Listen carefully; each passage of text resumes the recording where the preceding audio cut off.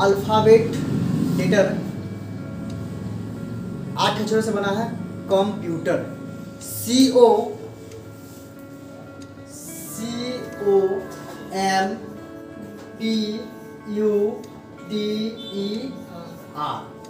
ये कंप्यूटर जो है ग्रीक वर्ड कंप्यूट से बना है। कंप्यूटर जो है ग्रीक वर्ड कंप्यूट से बना है।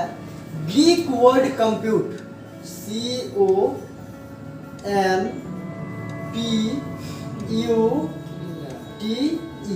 आर नहीं, कंप्यूट।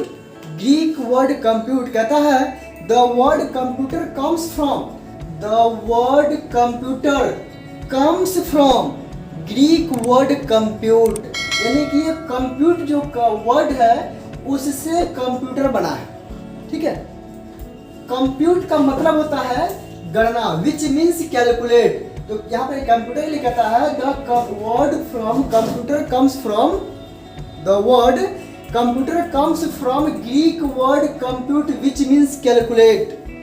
कंप्यूट का मतलब होता है गणना करना, गिनती करना, कैलकुलेट।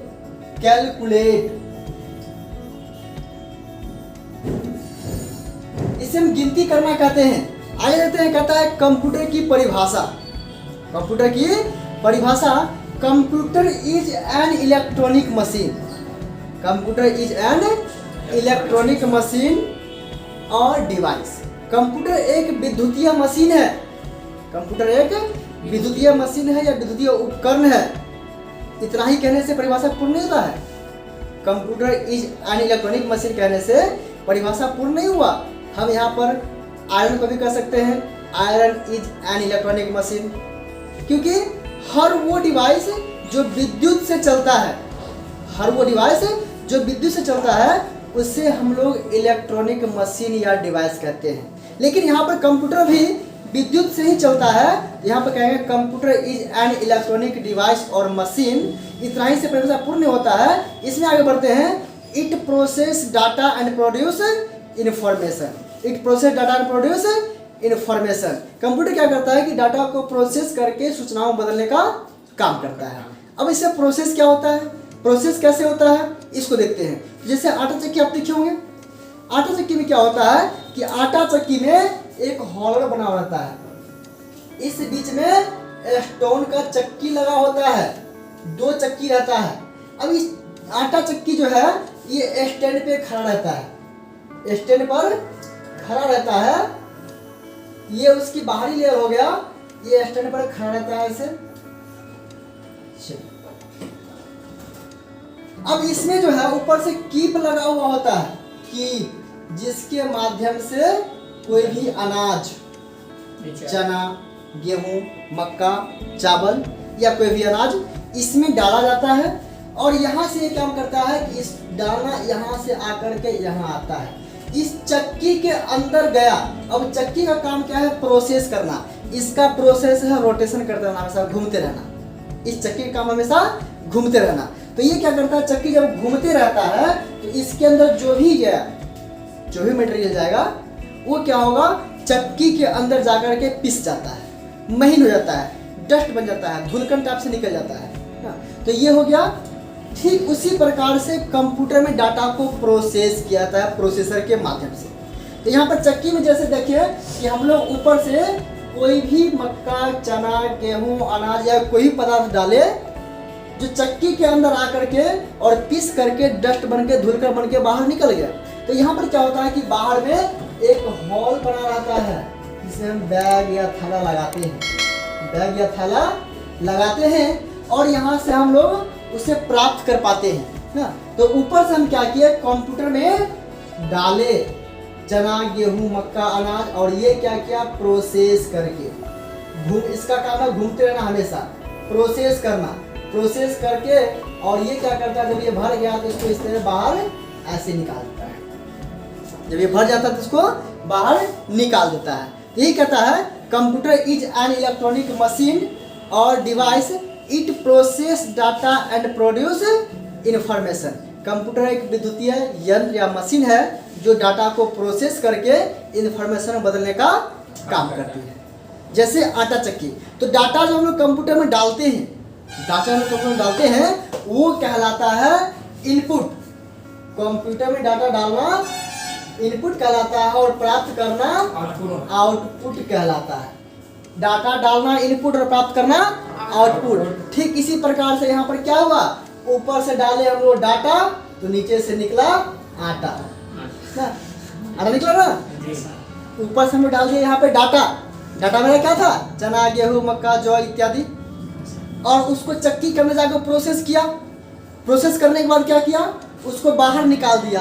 तो बाहर निकाल दिया तो हमको इन्फॉर्मेशन पता लगा कि आटा बन के तैयार है, ये तो आटा बन के तैयार है, तो आउटपुट मिला। यही कहता है डाटा को लिया, प्रोसेस किया और प्रोसेस करके उसको इंफॉर्मेशन में बदल के बाहर निकाल दिया, तो वही बन गया आपका सूचना।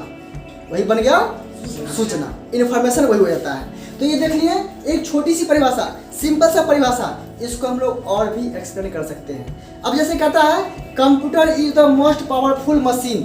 Computer is the most powerful machine, ये एक सर्वशक्तिशाली मशीन है, ठीक है, एक सर्वशक्तिशाली मशीन है। Even desired by the two solve the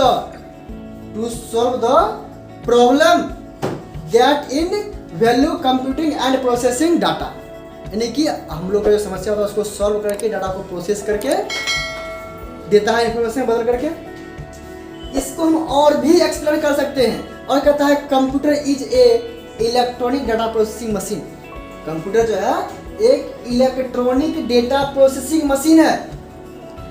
विद्युतीय प्रोसेसिंग, हम लोग कोई काम करते हैं, कॉपी पे जो घटा गुना भाग करते हैं, वो हो गया मैनुअल। लेकिन यहाँ पे क्या करते हैं, विद्युत प्लस के माध्यम से कैलकुलेटर में आप जोड़ घटा गुना भाग करते हैं, तो वो विद्युत मशीन के द्वारा जोड़ घटाव गुना भाग किया जाता है। ठीक उसी प्रकार यहाँ पर भी कहता है कि computer is an electronic data processing machine. ये जो है इलेक्ट्रॉनिक डेटा प्रोसेसिंग का एक मशीन है। अब कहता है it can to extract process and manipulate. हम लोग यहाँ पर बहुत सारे तरह के वर्क कर सकते हैं। Manipulate a large amount at data with fast speed and accuracy we can solve any type of data, any type of mathematical formula, any type of problem. हम सही प्रॉब्लम को, समस्या का समाधान यहाँ पर कर सकते हैं। तो कंप्यूटर का ये अगला परिभाषा था। अब कहता है we can solve any types of problem by the help of computer. हम लोग बहुत सारी समस्या को कंप्यूटर की मदद से सॉल्व कर सकते हैं। आगे कहता है we can play various types of game. हम लोग विभिन्न प्रकार के गेम खेल सकते हैं। इसमें कहता है and can see movie by the help of computer. हम लोग कंप्यूटर की सहायता से यहाँ पर बहुत सारे प्रकार के मूवी देख सकते हैं। इसको हम और भी एक्सप्लेन कर सकते हैं। और भी एक्सप्लेन कैसे करेंगे, कहता है a computer is a man made electronic machine. ये मानव के द्वारा बनाया गया एक विद्युतीय मशीन है। मानव के द्वारा बनाया गया एक विद्युतीय मशीन है जहां पे हम लोग कैलकुलेट का काम करते हैं। कहता है आगे a computer is a man made electronic machine which store data. तो ये देख लिए, तो यहां तक परिभाषा आप देखे हैं। परिभाषा के अनुसार आपको ये स्पष्ट होता है कि कंप्यूटर में हम लोग डाटा को स्टोर कर सकते हैं, कंप्यूटर में हम लोग मूवी देख सकते हैं, कंप्यूटर के माध्यम से गेम खेल सकते हैं, कंप्यूटर के माध्यम से कैलकुलेशन कर सकते हैं, ये सब काम कर सकते हैं। तो आइए देखते हैं कंप्यूटर का हिंदी नाम जो होता है वो संगणक होता है। कंप्यूटर का हिंदी नाम संगणक होता है। और कंप्यूट जो हम देखे हैं यहाँ पर, तो कंप्यूट का हिंदी नाम क्या होता है देखते हैं। कंप्यूट जो होता है COMPUTE।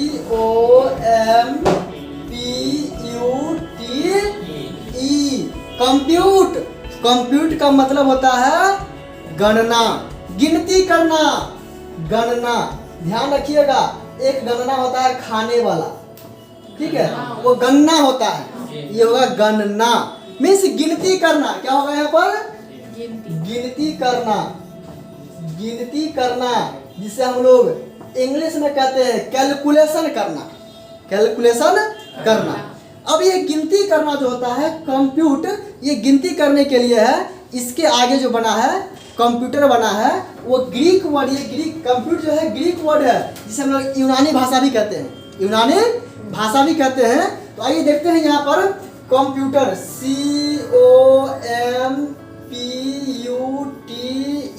COMPUTER computer. कंप्यूटर का हिंदी होता है संगणक। क्या होगा इसका हिंदी में? संगणक। संगणक संगणक का मतलब होता है संकलन करना, एकत्रित करना, इकट्ठा करना। संगणक का मतलब होता है संकलन करना, एकत्रित करना, इकट्ठा करना, मतलब समेट को रखना, समेट करके रखना। जो डाटा इत्र बित्र बिखरा हुआ है उसको समेट करके रखना। जब कंप्यूट था तो यहाँ पर सिर्फ गिनती होता था। जब यहाँ आर लग गया, ध्यान रखिएगा, अल्फाबेट यहाँ पर एक बदल गया, बढ़ गया से, बाकी सब वही है, बाकी सब वही है। सिर्फ यहाँ पर क्या हुआ, कंप्यूटर में आर लग गया और बाकी में कंप्यूटर है। तो ये हो गया गिनती करना और कंप्यूटर हो गया संगणक। संकलन करना, इसे हम कहेंगे संकलन करना। संकलन, संकलन करना या एकत्रित करना।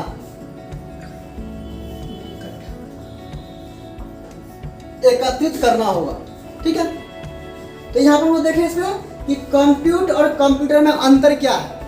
कंप्यूटर और कंप्यूटर में अंतर क्या है? तो अंतर यही है कि कंप्यूटर जो है सिर्फ गणना के लिए था और कंप्यूटर जो है गणना करने के साथ साथ डेटा को स्टोर करने का भी काम करता है, जिसे भविष्य में उपयोग कर सकते हैं।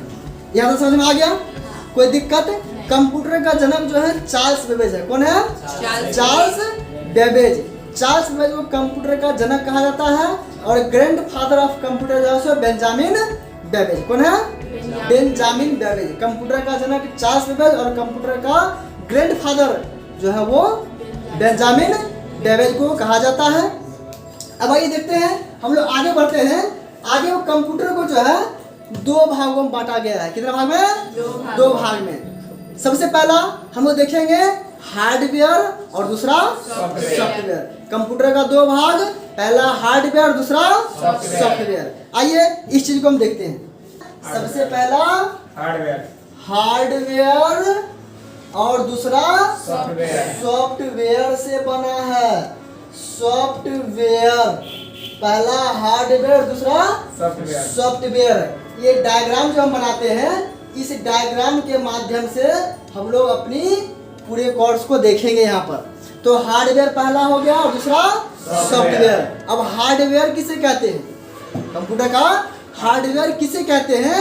तो हार्डवेयर के लिए देखिएगा, कहता है कंप्यूटर का वह भौतिक बनावट या कंप्यूटर का फिजिकल पार्ट जिसे हम छू सकते हैं, जिसे हम छू सकते हैं और स्पर्श कर सकते हैं, उसे कंप्यूटर का हार्डवेयर पार्ट कहेंगे। कंप्यूटर का ऐसा जो पार्ट, कोई भी पार्ट जिसे हम छू सकते हैं, उसे क्या कहेंगे? हार्डवेयर कहेंगे। और सॉफ्टवेयर में कहता है कि कंप्यूटर का वैसा पार्ट जिसे हम छू नहीं सकते हैं, सिर्फ देख सकते हैं, अनुभव कर सकते हैं, उसे सॉफ्टवेयर कहेंगे। अब ध्यान दीजिएगा यहाँ पर हार्डवेयर और सॉफ्टवेयर। अब जैसे मान लीजिए हमारा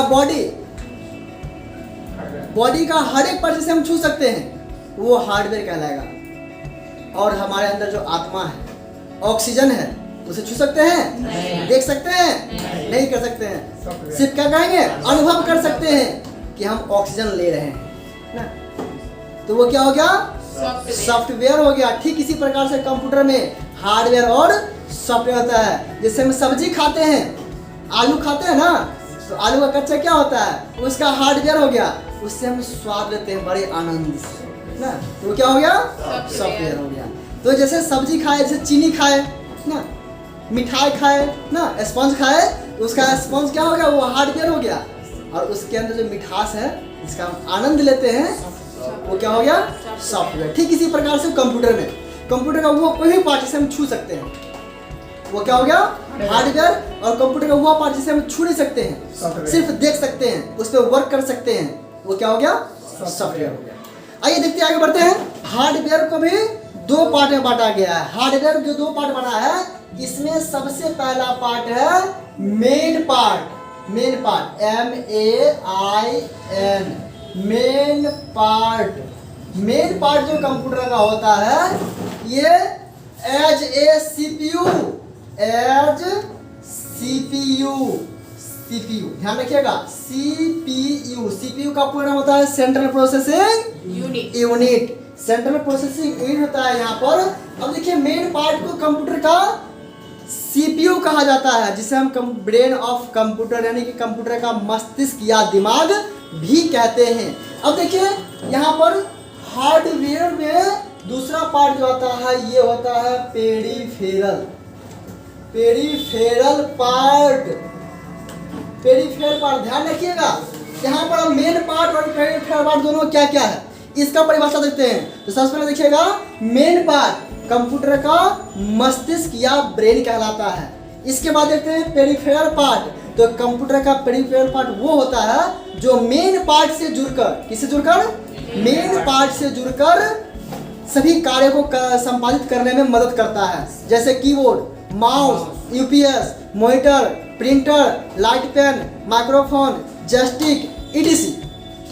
ये सब जितने भी पार्ट्स हैं जो मेन पार्ट से जुड़कर काम करते हैं तो वो सभी जो है सो पेरिफेरल पार्ट होते हैं। जैसे हमारे मस्तिष्क मेन पार्ट हो गए, और हमारे हाथ ना, पैर, आँख, नाक, कान, दांत, ये सब जो है पेरिफेरल पार्ट है, उससे जुड़ के काम करता है। हमें कोई काम करने में हाथ मेरा सहायता करता है ना, ऑक्सीजन लेने में हमें नाक सहायता करता है ना, किसी ध्वनि को सुनने के लिए मेरा कान सहायता करता है, किसी चीज को देखने के लिए मेरा आंख सहायता करता है ना, किसी चीज को चबाने के लिए दांत सहायक के रूप में आ गया। ये सब पेरिफेरल पार्ट हो गया। लेकिन ब्रेन जो है ये मेन पार्ट हो गया। ये सारा जो है पेरिफेरल पार्ट सब है ना, ये सारा क्या है, पेरिफेरल पार्ट है जो मेन पार्ट से जुड़ा हुआ है। वही काम करते हैं तो मेन पार्ट से जुड़ गया है ये। ठीक इसी प्रकार से कंप्यूटर में जो भी पार्ट मेन पार्ट से जुड़ता है वो सारा पेरिफेरल पार्ट कहलाता है। जैसे एक मनुष्य को अगर हाथ दोनों काट लिया जाए तो भी व्यक्ति जीवित रहेगा, तो भी वो बोल सकता है। यदि कान काट लिया जाए फिर भी वो सुनेगा थोड़ा बहुत ना, लेकिन मरेगा नहीं। आंख निकाल लिया जाए फिर व्यक्ति जीवित रहेगा, पैर काट दिया जाए जीवित रहेगा, लेकिन सब चीज छोड़ करके और गर्दन काट के बैठा दिया तो क्या होगा, खत्म हो जाएगा। ठीक उसी प्रकार से यहाँ पर जो है सो यदि आप सीपीयू चालू कर दिए पावर दे करके तो सीपीयू चालू हो गया। मॉनिटर लगाइएगा तो आप देख पाइएगा, डिस्प्ले होगा ना, मॉनिटर नहीं लगाइएगा तो नहीं देख पाइएगा। वो हो गया उसका क्या, पेरिफेरल पार्ट। तो पेरिफेरल पार्ट समझ में आ गया होगा। पेरिफेरल पार्ट में मुख्यतः चार भाग, मेन चार भाग बांटा गया है। मेन जो है कंप्यूटर सिस्टम बनाने के लिए हार्डवेयर के 5 पार्ट होते हैं। कितने पार्ट, कंप्यूटर सिस्टम बनाने के लिए हार्डवेयर के 5 पार्ट चाहिए। 5 पार्ट में सबसे पहला सीपीयू, सेंट्रल प्रोसेसिंग यूनिट। अगला चलते हैं पेरिफेरल पार्ट में कहता है कीबोर्ड,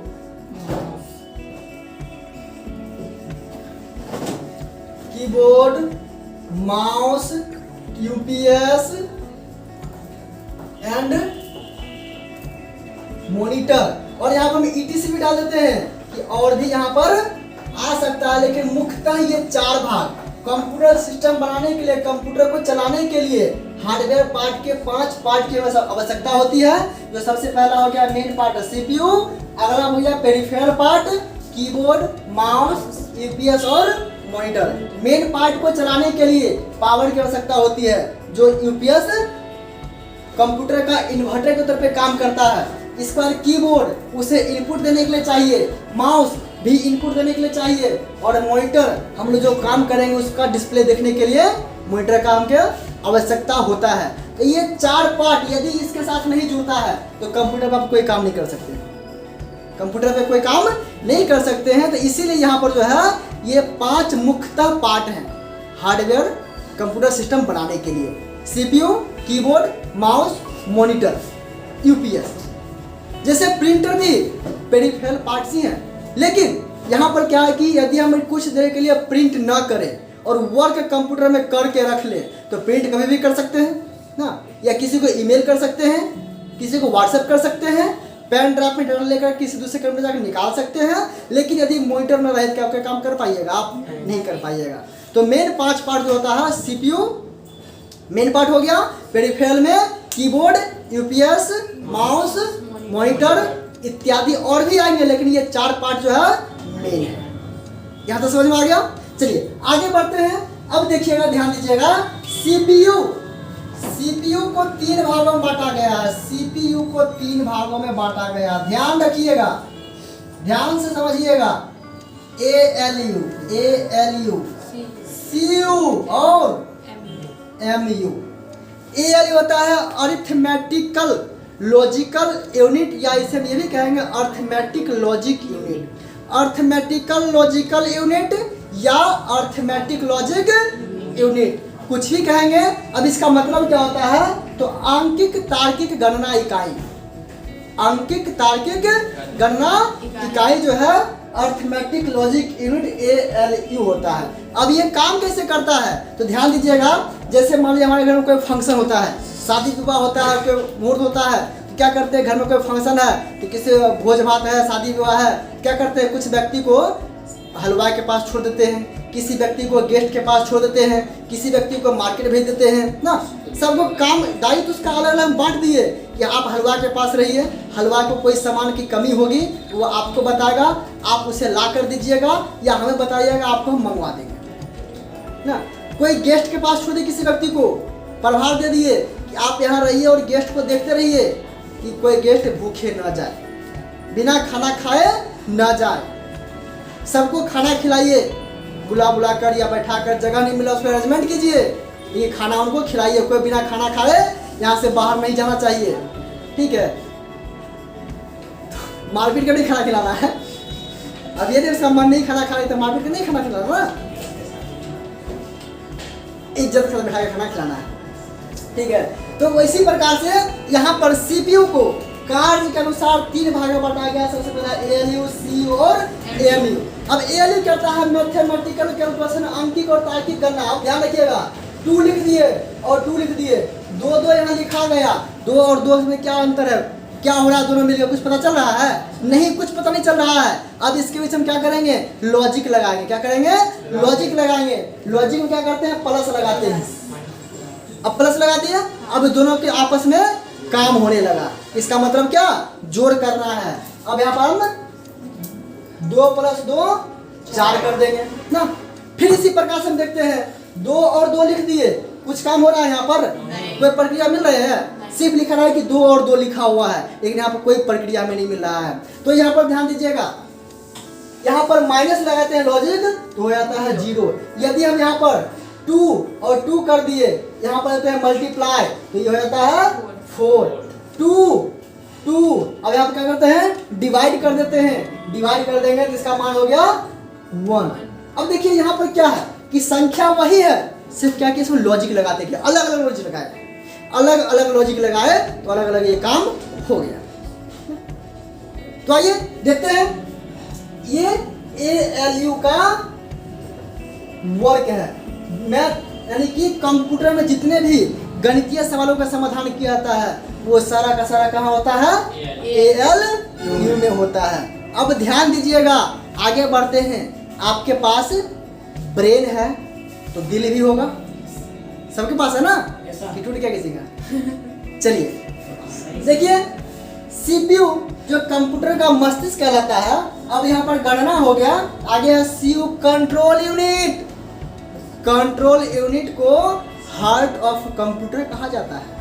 कंप्यूटर का दिल, जो ब्रेन लगाएगा उसका दिल से ब्रेन लगाएगा ना। तो यहाँ पर CU जो हो गया कंट्रोल यूनिट। कंट्रोल यूनिट इसे बांटा गया है 2 भागों में। इसे बांटा गया है 2 भागों में। सबसे पहला इनपुट और दूसरा आउटपुट। अब देखिए यहाँ पर कंट्रोल यूनिट CU को क्यों कहते हैं? CU को कंट्रोल यूनिट क्यों कहा जाएगा, इस चीज देखना है। तो यहाँ पर जैसे हमारे शरीर के अंदर हार्ट है, तो हार्ट का क्या काम है? आप लोग बायोलॉजी में पढ़े होंगे। हार्ट का काम क्या है? जैसे हम ऑक्सीजन लिए तो ऑक्सीजन को शुद्ध रूप को वो ग्रहण करता है, यदि अशुद्ध गया तो उसको शुद्धिकरण करता है, और शुद्धिकरण करने के बाद हमारे हर एक बॉडी के पार्ट में जहाँ जितने % ऑक्सीजन की आवश्यकता है वहाँ उतने % ऑक्सीजन को देता है, छोड़ता है, भेजता है। तो वो हार्ट का काम होता है। कभी कभी आप बैठे रहते हैं, बहुत देर तक बैठे रह गए, साइकिल चला रहे हैं, बाइक चला रहे हैं, या कहीं आसन लगा के बैठे हुए हैं पलथी लगा करके ना, तो क्या हुआ कि लगता है कि पैर शून्य हो गया, पैर में झनझनाहट आ गया खड़ा होने के बाद, लगता है कि पैर हाथी पाँव बन गया, भारी हो गया। आप खड़ा होकर पैर को खूब ऐसे से झाड़ते हैं, तब जाके चलते। तो होता क्या है कि आप जब बैठे हैं तो नस जो यहाँ से ऊपर से आया है, ऑक्सीजन जो लेके जा रहा है, वो नस दब जाता है, ऑक्सीजन नहीं जा पा रहा है आगे, ऑक्सीजन आगे नहीं जा पा रहा है। और जब ही आप क्या करते हैं, खड़ा होते हैं, तो धीरे धीरे धीरे रहता है कि ये तो ठंड हवा जैसे नीचे ससर रहा है ना, नीचे ससरते रहता है, तो वो क्या होता है, ऑक्सीजन जाने लगता है। जब ऑक्सीजन गया तो वहाँ पर जाकर वो फिर पैर पहले की स्थिति में आ जाता है। तो पैरालिसिस जो मारता है उसमें भी ऐसी ही प्रक्रिया होता है, जो वहाँ पर ऑक्सीजन जाना बंद हो गया, वहाँ का नस खत्म हो गया। अब यहाँ पे किसी को पैर से मार दिया, किसी को गर्दन में मार दिया, अब जो नस गर्दन को सीधा करके रखता है वो नस टेढ़ हो गया, सीढ़ी टूट गया। जब सीढ़ी टूट गया तो कैसे खड़ा रहेगा ना। तो ये ऐसा होता है। तो ठीक उसी प्रकार से यहाँ हम देते हैं सीयू कंट्रोल यूनिट। ये क्या करता है, डाटा को इन किया, इनपुट और डाटा पे प्रोसेस करने का काम किया। जैसे हमारा हार्ट प्रोसेस करता है, ऑक्सीजन को शुद्धिकरण करता है और फिर आउटपुट करता है, वो सभी नस को या सभी पार्ट को देता है। ठीक उसी प्रकार से यहाँ पर आउटपुट क्या है, यदि कोई साउंड है स्पीकर के माध्यम से सुन पाते हैं ना, डिस्प्ले के माध्यम से देख पाते हैं, प्रिंटर के माध्यम से हार्ड कॉपी प्राप्त कर पाते हैं ना, तो ये हमें आउटपुट इस तरह से मिल पाता है। आगे देखते हैं हम लोग, MU मेमोरी यूनिट है। क्या है, memory unit. MU memory unit, इसका पूरा नाम होता है मेमोरी यूनिट। अब मेमोरी यूनिट को भी दो भागों में बांटा गया। कितने भाग में? दो भाग में बांटा गया है मेमोरी यूनिट को। आइए अब हम मेमोरी का डायग्राम बनाते हैं। अब ध्यान दीजिएगा, मेमोरी का डायग्राम देखते हैं। मेमोरी को भी दो भागों में बांटा है। कितने भागों में? दो भाग में। सबसे पहला जो है प्राइमरी मेमोरी, इसे ही मेन मेमोरी भी कहा जाता है, oblique main memory. Main memory भी इसे ही कहा जाता है। आगे देखते हैं सेकेंडरी मेमोरी। आगे जो है सेकेंडरी मेमोरी, जिसे हम द्वितीयक मेमोरी कहते हैं।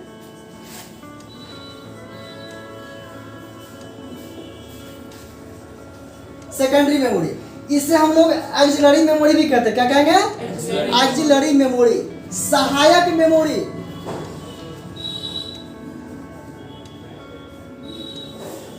एक्सिलरी मेमोरी कहेंगे, सहायक मेमोरी।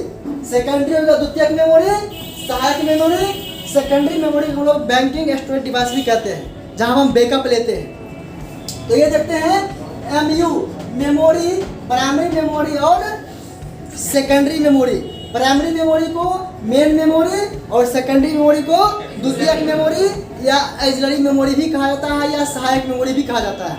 अब ध्यान दीजिएगा, प्राइमरी मेमोरी को फिर दो भागों में बांटा गया। कितने भाग में? दो भाग में। सबसे पहला रैम और दूसरा रोम। पहला रैम और दूसरा रोम हो गया। रैम हो गया रैंडम एक्सेस मेमोरी, रोम हो गया read only memory. Random access ये मेमोरी जो है अस्थायी है, इसे हम रैम को वोलेटाइल भी कहते हैं। रैम को वोलेटाइल मेमोरी भी कहा जाता है। ध्यान रखिएगा, इसमें बहुत कंफ्यूजन में फंस जाते हैं कि वोलेटाइल और नॉन वोलेटाइल मेमोरी कौन सा होगा। इसका रोम को ध्यान दीजिएगा, रोम जो होता है ये non volatile memory, non volatile memory, non volatile. ये जो है रैम अस्थायी मेमोरी है और रोम जो है अस्थायी मेमोरी है। अब जैसे हम कंप्यूटर पर कोई काम करते हैं, जैसे ड्राइंग करते हैं, एक्सेल में डाटा एंट्री करते हैं, नेट पे कोई काम करते हैं, MS वर्ड में आप लेटर क्रिएशन कर रहे हैं, कुछ भी कर रहे हैं, जब तक आप काम कर रहे हैं वो सारा का सारा काम होता है प्राइमरी मेमोरी मींस रैम पर सारा काम होता है, और डाटा जब हम सेव करते हैं तो वो चल जाता है सेकेंडरी में, कहा जाएगा सेकेंडरी मेमोरी में चल जाता है। तो ये प्राइमरी मेमोरी जिसे हम वोलेटाइल मेमोरी भी कहते हैं, अस्थायी, और रोम हो गया नॉन वोलेटाइल मेमोरी जो कहते हैं हम अस्थायी। रैम अस्थायी क्यों है, रोम अस्थायी क्यों है? तो रैम जो हो गया रैंडम एक्सेस मेमोरी, जब भी हम कंप्यूटर पर कोई काम करते हैं तो वो सारा काम रैम पर होता है। कंप्यूटर की गति रैम पर डिपेंड होती है, जितनी अधिक कैपेसिटी रैम का होगा उतना ही फास्ट कंप्यूटर काम करेंगे, उतना ही फास्ट क्या करेंगे कंप्यूटर काम करेंगे। और रोम रीड ओनली मेमोरी, जैसे कि नाम से होता है रीड ओनली, पढ़ा जाने वाला, मात्र पढ़ा जाने वाला मेमोरी रोम कहलाता है रीड ओनली मेमोरी। ये देख लिए। आगे देखते हैं रैम को भी दो भाग में बांटा गया, कितने भाग में? दो भाग में, डी रैम और एस रैम, डायनेमिक रैम और स्टैटिक रैम, डायनेमिक रैम और स्टैटिक रैम। तो डायनेमिक रैम जो होता है और स्टैटिक रैम होता है। आगे फिर देखते हैं, अब रोम को तीन भागों में बांटा गया है, पी रोम, ईपी रोम, उसके बाद ईईपी रोम, इसको भी फिर तीन भागों में बांटा गया है। रैम और रोम को भी बांटा गया अलग भाग में। तो रैम का भाग हो गया कितना? 2, और रोम का भाग हो गया 3। PROM, EPROM, EEPROM. अब इसका पूरा नाम क्या होता है? Programmable read only memory. ये प्रोग्राम को रीड करने का काम करता है। Erasable programmable read only memory, program को रीड करने के साथ साथ उसे मिटाने का भी काम करता है। और electrical erasable programmable read only memory, ये विद्युत प्लस की सहायता से प्रोग्राम को इरेज भी करता है और रीड भी करने का ये काम करता है। तो आप यहाँ देखिए मेमोरी में प्राइमरी मेमोरी और सेकेंडरी मेमोरी, रैम और रोम, डी रैम और एस रैम। अब रोम में देखिए आप पी रोम, ईपी रोम और ईई रोम। यहाँ तक समझ में आया? हाँ। कोई दिक्कत? चलिए आगे बढ़ते हैं। सेकेंडरी मेमोरी, सेकेंडरी मेमोरी में ध्यान दीजिएगा, इसको भी कई भाग बांटा गया। सबसे पहला HDD या SSD, hard disk drive. HDD का पूरा नाम होता है हार्ड डिस्क ड्राइव, और SSD का पूरा नाम है सॉलिड स्टेट ड्राइव। क्या होगा? सॉलिड स्टेट ड्राइव इसका पूरा नाम होता है। इसके बाद CD, DVD, पेन ड्राइव, इसके बाद याद रखिए HDD, SSD, CD, DVD, pen drive. इसके बाद होता है मैग्नेट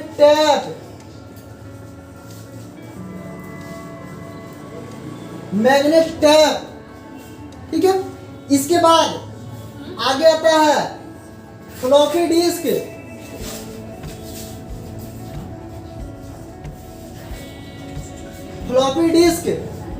और भी इसमें बैंकिंग स्टोरेज डिवाइस आते हैं, ठीक है। सबको हम अलग अलग एक्सप्लेन करेंगे। तो आप यहाँ डायग्राम में देखें, एमयू में मेमोरी का इतना सारा पार्ट हो गया। तो आप कंप्यूटर से जो डायग्राम सब देखे हैं तो हमको पूरे 1 साल तक इसी सभी डायग्राम को पढ़ना है। अभी आपको मैं सिर्फ हार्डवेयर का पार्ट बताया है, अगले क्लास में बताएंगे सॉफ्टवेयर के पार्ट, ठीक है। आज का क्लास यही